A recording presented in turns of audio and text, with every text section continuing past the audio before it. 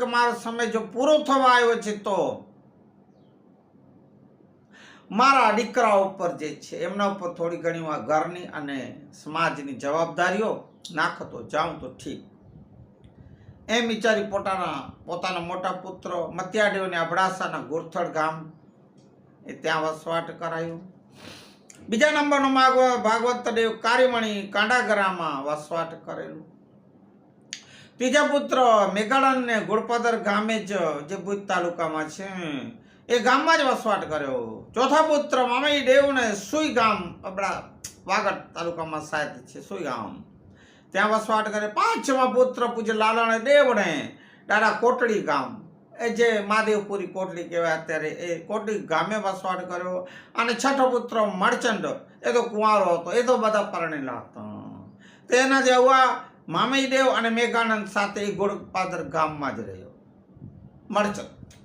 આવી મામઈ દેવના પાંચ પુત્રો મેષ પંથ અને બારમતી તીર્થનો અને મેષરી મેઘવાડમાં સમાજની દાદાએ જવાબદારી સંભાળી લીધી.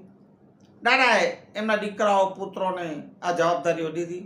આમ કરતા કરતા એકવાર એવું બન્યું કે મામઈ દેવ એ પુત્રના મેઘાનંદ અને ધર્મ પ્રચારે એ દાદા નીકળ્યા છે. મેઘાનંદ સાથે મેઘરી મેઘવાડ સમાજમાં નીકળી પડ્યા. તે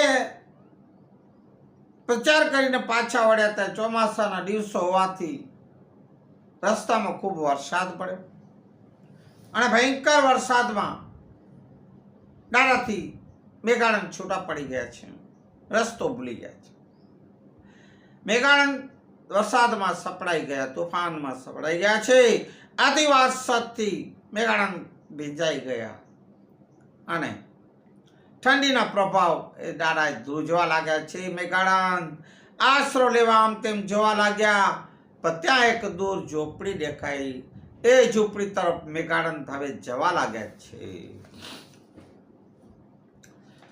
ઝૂંપડીની નજીક જતા જ મેઘાનંદને અતિ ઠંડી લાગવાથી બેહોશ થઈને તે જમીન પર ઝૂંપડીને આગળ પડી ગયા છે.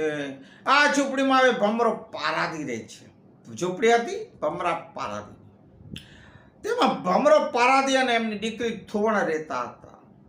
એમ બાપ દીકરી બને રહેતા હતા. ભમરો પારાદી શિકાર કરી પોતાનું ગુજરાન ચલાવતો હતો, શિકારી હતો અને પૂર્ણા નદીના કિનારા પર ઝૂંપડી બનાવી અને બે બાપ દીકરી રહેતા હતા. આમ ઝૂંપડી નજીક આવીને મેઘાનંદ બેહોશ થઈ પડ્યા અને બહાર કંઈક અવાજ થવાથી ભમરો પારાદી અંદર ઝૂંપડીમાં તો એ સાંભળ્યું